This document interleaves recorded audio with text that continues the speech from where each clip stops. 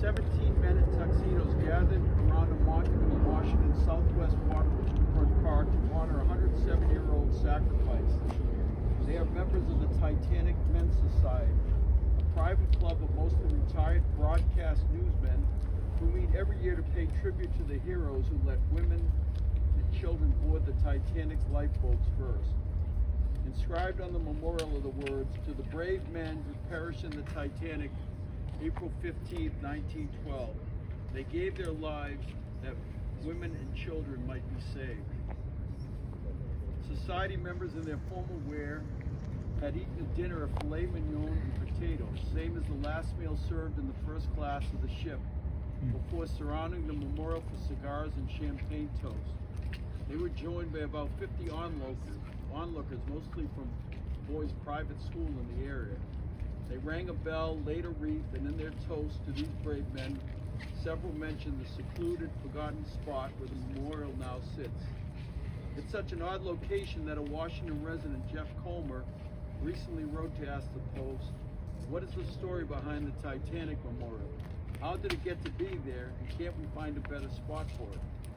At one time, there actually was a better spot for it. Until 1966, it was prominently displayed on the Potomac River at New Hampshire Ave.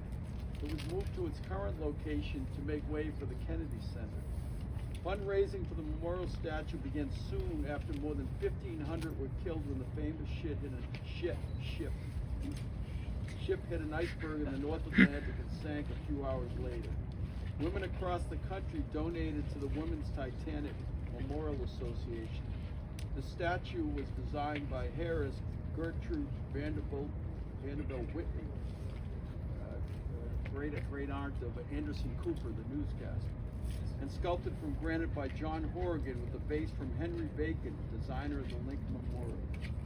Whitney's outstretched arms design predates the Titanic movie's famous Flying Jack, seen by many decades, but director James Cameron has never said if he was inspired by it. It was finished by 1918, but remained in storage for more than a decade before it was installed at its original location.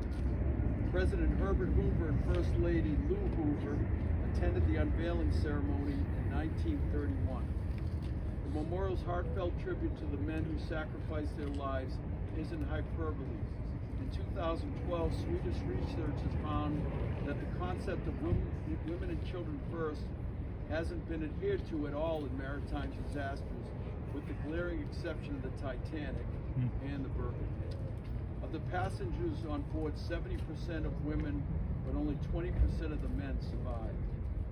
5 D.C. residents, all of them wealthy, were aboard the doomed vessel. 2 survived: feminist and interior decorator Helen Churchill Candy and writer and historian Archibald Gracie. The Post Michael E. Ruan reported in 2012, Gracie initially went down with the ship, then swam to the surface, where he climbed into an overturned lifeboat until being rescued. But he found the ordeal hard to move past, both physically and emotionally, and died less than 8 months later, probably from diabetes complications brought on by the hypothermia he endured on that fateful night. So these guys have been coming down, I think, since 1977 or 78. And they've done it every year. The COVID year was the one year they weren't here, but they did lay a wreath there. Tom Stroot and I came down. We said a rose and we drank some bourbon. So, one of the great poems written after this, Sam Phillips is going to recite for us, is yes, where manhood perish not.